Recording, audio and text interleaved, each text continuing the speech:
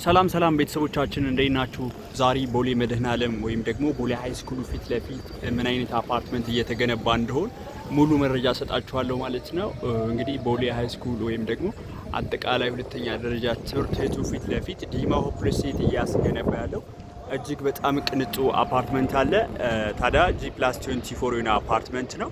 ጂም፣ ስፓ፣ ስዊሚንግ ፑል፣ የከርሰ ምድር ውሃ፣ 3 ቤዝመንት ፓርኪንግ እና ሌሎችም ፋሲሊቲዎችን ስቲል የተደረጉበት አፓርትመንት ነው ማለት ነው። አለምነሽ ፕላዛ ቀጥሎ ነው የሚገኘው።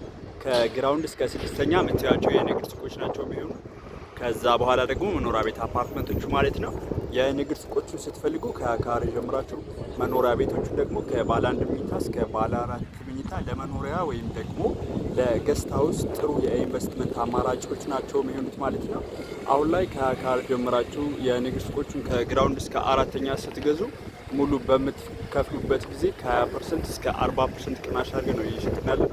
መኖሪያ ቤቶቹ ደግሞ ከባለ 1 መኝታ እስከ ባለ 4 መኝታ ድረስ ሙሉ ስትከፍሉ እስከ 20% ቅናሽ አድርገን በቦሌ መድኃኔዓለም አለምነሽ ፕላዛ ጋር እየሸጥን ነው የምንገኘው ማለት ነው። ይህ አፓርትመንት እጅግ በጣም ቅንጡና ለግዠሪ አፓርትመንት ነው። ለመኖሪያ በጣም ምቹ ነው። ለኢንቨስትመንት ደግሞ በጣም ተመራጭ ነው። ከቦሌ ሃይ ስኩል ፊት ለፊት ነው ያለው ማለት ነው አፓርትመንታችን። ምናልባት የተማራችሁበት ታውቁት ይሆናል ሳይቱ። ታዲያ ከሱ ፊት ለፊት ነው እየገነባ ነው የምንገኘው በቦሌ ኤድና ሞል አለምነሽ ፕላዛ ቀጥሎ ማለት ነው። እዚህ አካባቢ የንግድ ሱቆቹ እንደምታያቸው በጣም ዴንስ ናቸው።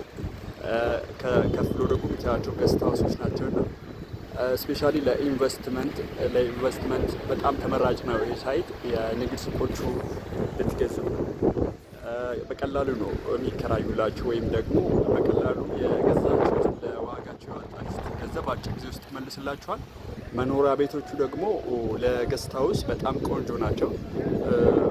ቶሎ ነው የሚከራዩላችሁ ወይም ደግሞ ለጊዜ ያወጣችሁትን ገንዘብ በአጭር ጊዜ ውስጥ ይመልሱላችኋል ማለት ነው። ሬንታል ቫልዩ እዚህ አካባቢ በጣም ቆንጆ ነው።